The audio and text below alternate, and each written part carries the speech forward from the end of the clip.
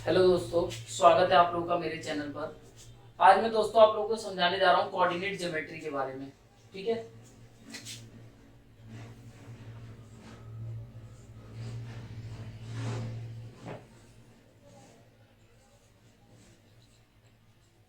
Coordinate geometry basically क्या होती है? कोऑर्डिनेट ज्योमेट्री के बारे में अगर हम लोग पढ़े तो यहाँ पे हम लोग 2D फिगर्स के बारे में डील करते हैं। बेसिकली 2D फिगर को ग्राफ पेपर के अंदर कैसे सॉल्व किया जाता है और कैसे दिखाया जाता है उसको ग्राफ पे। ठीक है। तो जैसा कि हम लोग पहले देखिए, फर्स्ट बिल्कुल हम स्टार्टिंग बेसिक लेवल से स्टार्ट करेंगे।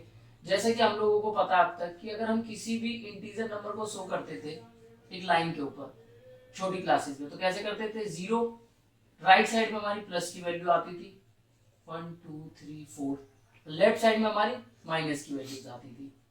ठीक है। ये हमारी माइनस की वैल्यू आती थी। ये हम लोग क्या करते थे? इंटीजर नंबर को एक लाइन के ऊपर ड्रॉ करते थे। लेकिन अगर आप लोग सोचे कि कोऑर्डिनेट ज्योमेट्री में हम क्या पढ़ने वाले हैं, 2D फिगर के बारे में, तो अगर मैं इसी चीज को दो कोऑर्डिनेट्स के ऊपर दिखाना चाहूँ, अगर मैं इसी लाइन को अगर मैं ऐसे घुमा के सीधा कर देता हूँ वर्टिकली इस तरीके से, तो यहाँ पे हमें जो सेकंड एक्सिस मिलता है ये हमारा कहलाता है, ये हमारा एक्स एक्सिस था, एक एक्सिस पे लाइन थी, ये था हमारा वाई एक्सिस। तो अगर मैं वाई एक्सिस की बात करूं तो इस पे यही पॉइंट जो ऊपर की तरफ जाएंगे ये कहलाएगा हमारा 1 2 3 4 5 इस तरीके से। और इसी तरीके से यहाँ पे नीचे आएंगी नेगेटिव की वैल्यू। ठीक है। तो ये हमारा जो बनता है ये हमारा कोऑर्डिनेट, जो ग्राफ पेपर होते हैं ना हमारे, उसमें दो कोऑर्डिनेट्स होते हैं, एक्स एक्सिस और वाई एक्सिस। इसी पे हम लोग पॉइंट्स को ड्रॉ करना सीखेंगे, पॉइंट्स के बारे में पढ़ना सीखेंगे कि किस तरीके से पॉइंट्स को ड्रॉ किया जाता है और किस तरीके से पॉइंट्स की हेल्प से जो हमारे फिगर बनते हैं क्लोज फिगर ग्राफ के ऊपर, उसको हम कैसे सॉल्व करते हैं। तो जैसे कि देखिए दोस्तों, ये हमारा एक्स एक्सिस है और ये वाई एक्सिस है। वाई एक्सिस को हम लोग बेसिकली ऑर्डिनेट भी बोलते हैं और एक्स एक्सिस को हम लोग एब्सिसा भी बोलते हैं। तो सबसे पहले मैं आप लोगों को बताऊंगा कि किसी भी पॉइंट को कोऑर्डिनेट के अंदर कैसे शो किया जाता है। सपोज दैट अगर हमारा यहाँ पे कोई पॉइंट है, तो जनरल टर्म अगर मैं बताऊं तो पॉइंट को शो करने का तरीका होता है एक्स कोमा वाई। हम लोग इसी फॉर्म में किसी भी पॉइंट को अपने कोऑर्डिनेट्स के ऊपर शो करते हैं, एक्स कोमा वाई। मतलब जो पहली वैल्यू होती है वो हमेशा एक्स की कहलाती है और जो दूसरी वैल्यू होती है वो हमेशा वाई की कहलाती है। एक्स एक्सिस की अगर मैं बात करूं तो एक्स एक्सिस हमारा मतलब हॉरिजॉन्टल लाइन होती है। तो अगर एक्स एक्सिस को हॉरिजॉन्टली में हम राइट साइड में जाते हैं तो सारी वैल्यू प्लस की होती है, अगर हम लेफ्ट साइड में आते हैं तो सारी वैल्यू नेगेटिव की होगी। इसी तरीके से अगर हम लोग बात करें वाई एक्सिस की, तो वाई एक्सिस में जब हम लोग ऊपर की तरफ जाते हैं तो हमारी वैल्यू जो होगी वो प्लस की होगी, और वाई एक्सिस पे जब हम लोग नीचे की तरफ आते हैं तो हमारी वैल्यू जो होगी वो नेगेटिव होगी, माइनस की। ठीक है दोस्तों। अब इसमें एक चीज आती है निकल के, ये जो पॉइंट जहां पे एक्स और वाई एक्सिस दोनों की दोनों मीट करती है उस पॉइंट का नाम होता है बेसिकली ओरिजन। क्या नाम होता है दोस्तों? ओरिजन। जिसकी वैल्यू होती है 0,0, जैसा कि आप फिगर में भी देख पा रहे हैं। अगर मैं बात करूं यहाँ पे एक्स की वैल्यू कितनी है, तो 0 है, क्योंकि बिल्कुल बीच में हमारा 0 होता है। और वाई एक्सिस की बात करें तो वो भी 0 होता है, इसीलिए ओरिजन जो होता है वो हमेशा 0,0 होता है। एग्जाम में पूछ भी लिया जाता है ये सब पॉइंट, एब्सिसा क्या होती है, ऑर्डिनेट्स क्या होते हैं, तो ये आपको क्लियर होना चाहिए। अब जैसा कि हम लोगों ने अभी देखा कि यहाँ पे ओरिजन होता है, हमने पॉइंट्स को भी देखना सीख लिया कि पॉइंट्स कैसे दिखाए जाते हैं कोऑर्डिनेट्स के ऊपर। अब सपोज दैट अगर एक पॉइंट हमारा और है कहीं पे ग्राफ के ऊपर, जैसे एक पॉइंट मैं ड्रॉ करता हूँ यहाँ पे और एक पॉइंट हमारा यहाँ पे है। ठीक है। अब अगर मैं इन दोनों पॉइंट्स को आपस में मिला देता हूँ इस तरीके से, सॉरी यहाँ पे पॉइंट्स हमारा, अगर मैं इन दोनों पॉइंट्स को आपस में मिला देता हूं तो ये हमारी एक लाइन ड्रॉ होगी, जिसको हम लोग बोलते हैं कि कोऑर्डिनेट्स के अंदर, मतलब कोऑर्डिनेट्स के अंदर किसी लाइन को ड्रॉ करना, प्लॉट करना।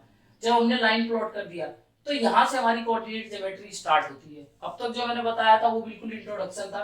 कोऑर्डिनेट ज्योमेट्री के बारे में जब हम लोग पढ़ते हैं तो सबसे पहली चीज आती है निकल के distance. Distance distance formula basically होता है। अब ये डिस्टेंस फॉर्मूला कैसे निकल के आता है? देखिए दोस्तों, जब दो पॉइंट्स को हम लोग आपस में मिलाते हैं तो एक लाइन मिलती है हम लोग को, स्ट्रेट लाइन। अब इसी स्ट्रेट लाइन के अगर हम लोग डिस्टेंस को निकालते हैं कोऑर्डिनेट्स की हेल्प से, तो that is called distance formula. मैं प्रूफ करके बताऊंगा आपको ये डिस्टेंस फॉर्मूला निकल के कैसे आता है। सपोज दैट अगर मैं इस पॉइंट्स के कोऑर्डिनेट्स मानूं, ये कोऑर्डिनेट्स हो गया मेरा x1, y1। ठीक है। और जो हमारा दूसरा पॉइंट है, अगर ये हमारा पॉइंट है x2, y2। ठीक है। मुझे इन दोनों के बीच की डिस्टेंस को बताना है। तो फर्स्ट ऑफ ऑल मैं क्या करूंगा, यहाँ पे x1 की वैल्यू को मैं यहाँ पे ऐसे ड्रॉ कर लेता हूँ x1 को। इसी तरीके से जो y1 है उसकी वैल्यू कहाँ होगी, y कोऑर्डिनेट पे होगी।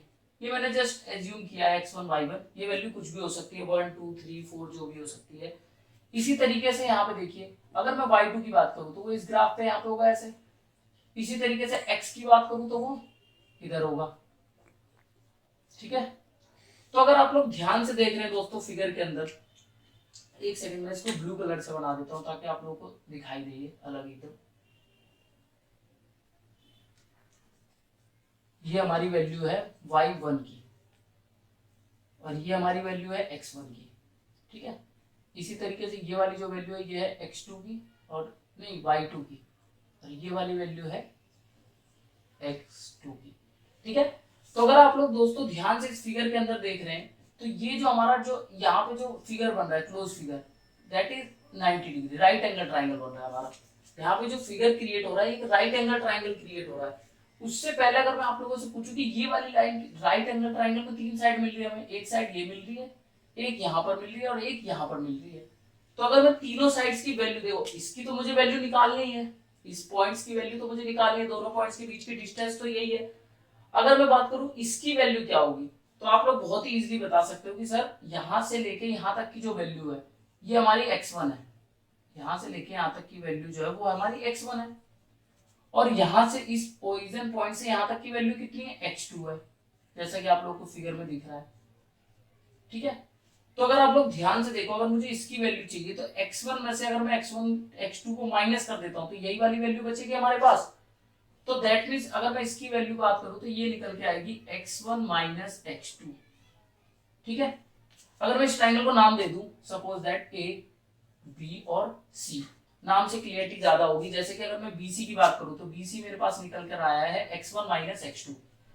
इसी तरीके से अगर मैं ab निकालता हूं, ab, तो ab क्या होगा बेसिकली, y एक्सिस पे देखेंगे हम लोग तो बोलोगे सर यहां से ओरिजिन से लेके इस पॉइंट तक की जो वैल्यू है वो हमारी है y2।